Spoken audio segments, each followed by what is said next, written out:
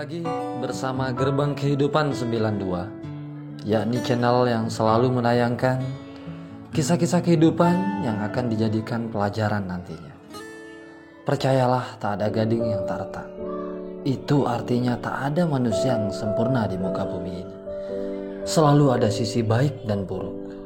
Namun, ketika kita mengambil hikmah di balik cerita sisi buruk itu, maka akan tersimpan sebuah pesan moral yang akan bisa dijadikan pelajaran semata. Karena itulah Gerbang Kehidupan 92 menayangkan kisah-kisah dari dua sisi, baik ataupun buruk. Tak lain tujuannya hanya untuk dijadikan pelajaran semata. Perkenalkan, namaku Pak Riko. Aku diberi nasib sebagai seorang pegawai negeri sejak usia pernikahanku dengan istri pertamaku 2 tahun. Dan dikaruniai seorang anak laki-laki dari istri pertamaku. Ia berprofesi sebagai seorang bidan. Selain ia bekerja di sebuah rumah sakit, istriku juga membuka ruang kesehatan di rumah kami. Sehingga ekonomi kami saat itu begitu membuat keluarga kami cukup. Tapi sayang, tak lama berlangsung kebahagiaan kami bersamanya. Ia pun pergi meninggalkanku untuk selama-lamanya atau meninggal dunia. Sejak itu, tangis penuh rasa kehilangan hampir tiap malam aku rasakan. Tapi apa daya, kenyataan pahit itu harus kuterima lapang dada. Karena kami percaya semua kita pasti akan kembali kepada Sang Pencipta. Hari-hari setelah kepergian istri tercinta, aku dan kakek dari anak-anakku kini mulai bangkit dan membuat sebuah bisnis kandang ayam.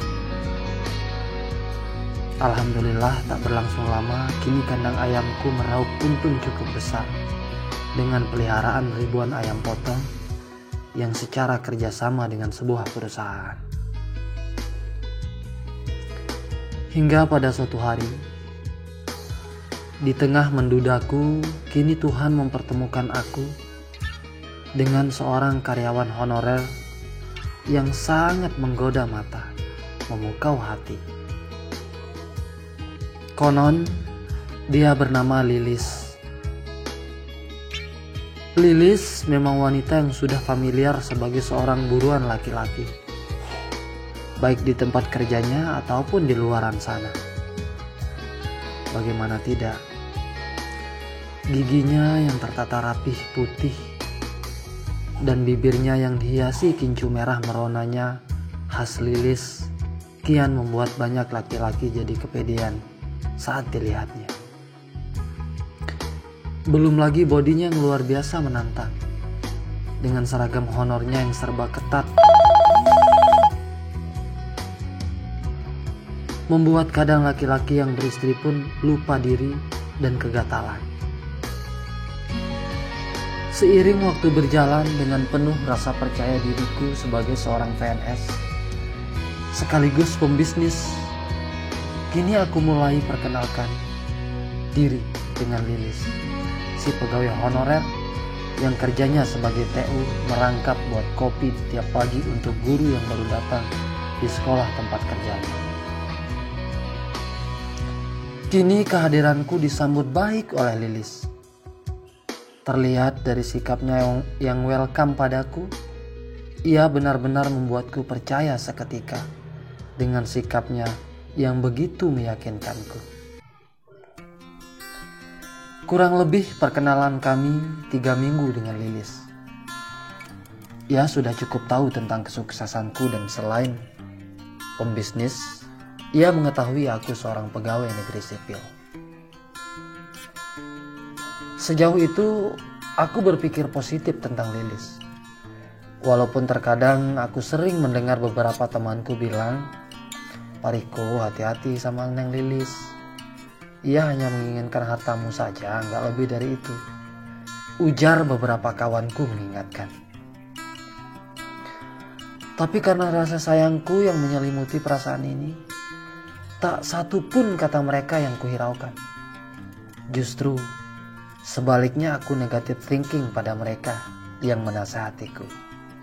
Jangan-jangan mereka bilang begitu karena mereka juga mau. Terbesit dalam hatiku. Maka hari silih berganti, kini perasaan ini tumbuh pesat. Seakan-akan aku sudah tak mampu membendungnya lagi. Bahkan parahnya, aku sudah tak mau menunda pernikahanku dengan Lilis lagi. Karena aku takut ditinggalnya bersama laki-laki lain. Maka tiba suatu momen yang sangat sakral bagiku. Saat aku beranikan diri melamar Lilis mendadak di depan orang tuanya.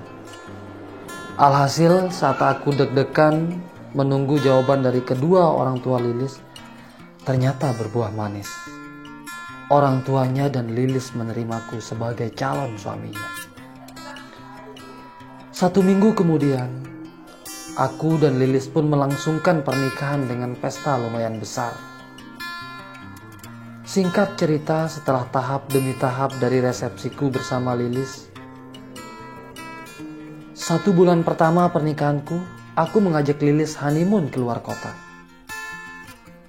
Pemirsa Gerbang Kehidupan 92. Saat itu aku merasa kenikmatan yang sungguh luar biasa dan tiada tara di muka bumi ini. Saat senyum Lilis, sang istri baruku, terus membersamaiku. Lalu beberapa bulan kemudian, rumah tanggaku dengan Lilis lebih terfokus pada usahaku. Saat itulah Lilis mulai mengetahui detail tentang omset semua bisnis ayamku yang membuatnya takjub. Namun seiring waktu berjalan, Lilis mulai mau hidup lebih mewah. Mau dibeliin mobil, mau liburan terus, dan banyak menghambur-hamburkan uang. Dan yang tak kalah penting, tak jarang ia memberikan keluarganya sebagian dari asetku diam-diam. Hal itu terjadi lumayan lama. Hingga membuat bisnisku sedikit kurang stabil. Lalu Lilis memintaku untuk membesarkan bisnisku dengan mengambil uang pinjaman pihak bank, yang dimana SK PNS-ku menjadi jaminan. Saat itu tanpa pertimbangan aku langsung manggut. Hingga tibalah saat pertama kali si pegawai bank panggilan dari istriku Lilis itu datang menyurvei tempat kami. Dan tak lama kemudian akhirnya dana cair dan meninggalkan gajiku hanya kembali 400.000 per bulannya. Tak lama kemudian musibah melanda kami. Tiba-tiba 80% usahaku bangkrut diakibatkan manajemen yang kurang baik, kendala alam yang membuat ayamku stres, dan banyak yang mati. Hingga 1 tahun itu, aku tak bisa menyetor hutangku di bank tepat pada waktunya. Dan tak bisa lagi memanjakan istriku Lilis karena hutangku yang menumpuk. Untuk mensiasati semua itu, aku menjual sebagian aset, tapi tak kunjung bisa pulih. Hingga pada suatu hari, Lilis tiba-tiba ngomong padaku. Ia minta untuk kerja di luar daerah untuk membantu hutang kita terbayarkan. Ucapnya tulus membuatku langsung percaya. Dan tawaran baiknya membuatku semakin luluh lantah dan merasa aku adalah laki-laki yang paling kurang ajar di dunia. Karena telah membuat Lilis harus mau banting tulang demi hutang kami. Tapi apa? Seiring waktu berjalan, kisah ini tak berakhir baik. Ternyata Lilis membohongiku. Ia hanya beralasan mengurus berkas-berkas keberangkatannya. Tapi kenyataannya ia sedang selingkuh dengan seorang pegawai bank yang intens datang menagih ke rumahku. Kurang ajar bukan? Kelakuan Lilis. Saat aku sudah jatuh dan tertimpa tangga, ia malah enak-enakan selingkuh dengan si cowok brengsek kurang ajar itu. Itu ku tahu saat aku menemukannya sedang tak wajar di sebuah kamar hotel. Desah Lilis terdengar jelas dari luar pintu dan mata ini melihatnya. Memang cowok itu keren, hingga Lilis bisa terpukau olehnya. Tapi bukan berarti aku harus diinjaknya begitu saja. Sampai di sini kisah aku dan Lilis. Semua nama yang ada di dalam cerita ini hanya nama samaran semata. Maka jika terjadi kesamaan, itu suatu kebetulan saja. Mohon masukan dan sarannya terhadap kisah ini teman-teman tulis di kolom komentar. Siapa tahu bisa bermanfaat untuk pemilik kisah. Salam Gerbang Kehidupan 92. Ambil positif dari kisah ini. Dan semoga teman-teman tidak menemukan kisah yang serupa.